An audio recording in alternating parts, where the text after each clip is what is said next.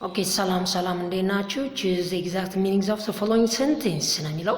አንደኛው you will fail the test unless you work hard።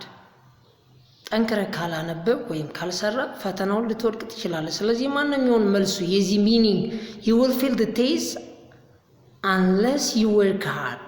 ጠንክረህ ካልሰራ ፈተናው ትወድቃለህ ነው የተባለው። ስለዚህ ሲ ነው የሚሆን if you work hard you will not fail። ሲ ካላችሁ ትክክል ናችሁ። the box is too heavy to lift። ይህን ሳጥን ለማንሳት በጣም ከባድ ነው እያለ ነው።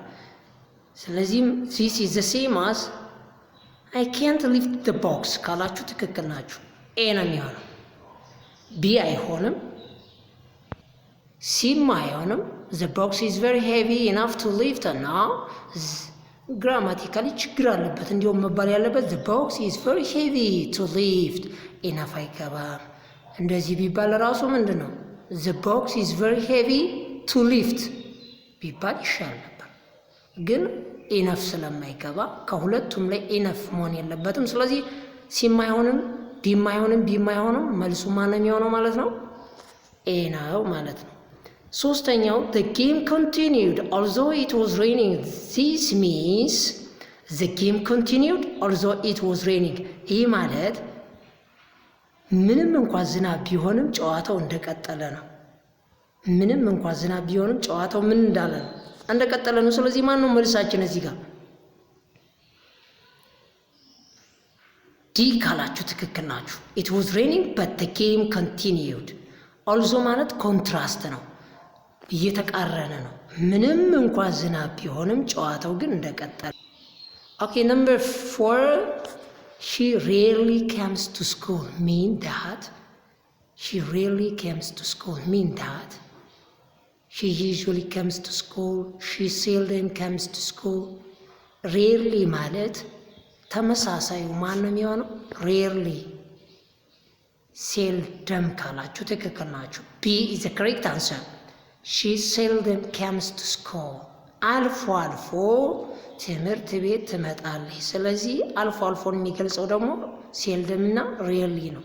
ስለዚህ ቢ ነው መልሳችን ማለት ነው። ሬርሊ፣ ሴልደም፣ ሃርድሊ እነዚህ አንድ ናቸው ማለት ነው። ኦኬ ኔክስት ዋን ነምበር 5 አምስተኛውን እዩት። ስኩል ዩኒፎርም ኢዝ ማንዳቶሪ ፎር ኦል ስቱደንትስ። ይሄ በቃ ዩኒፎርም መልበስ ግዴታና ግዴታ ነው። ስለዚህ የትኛው ሴንቴንስ ነው ትክክለኛ የሚገልጸው ሲሚላር ወይም the same meaning የያዘው?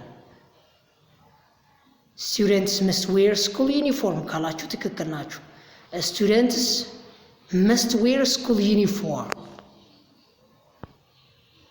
ስለዚህ የሚሆነው students must wear school uniform ካላችሁ ትክክል ናችሁ።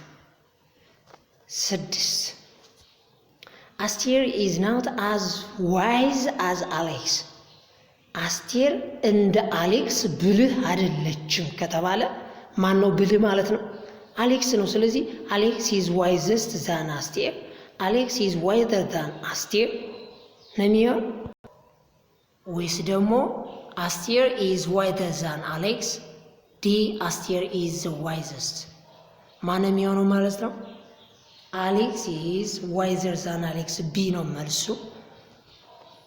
ኦኬ ሰባተኛውና የመጨረሻዎቹ ሁለቱ ጥያቄዎች እነዚህን just you can write የነዚህ መልስ ኮሜንት ሴክሽን ላይ ታስቀምጣላችሁ ማለት ነው።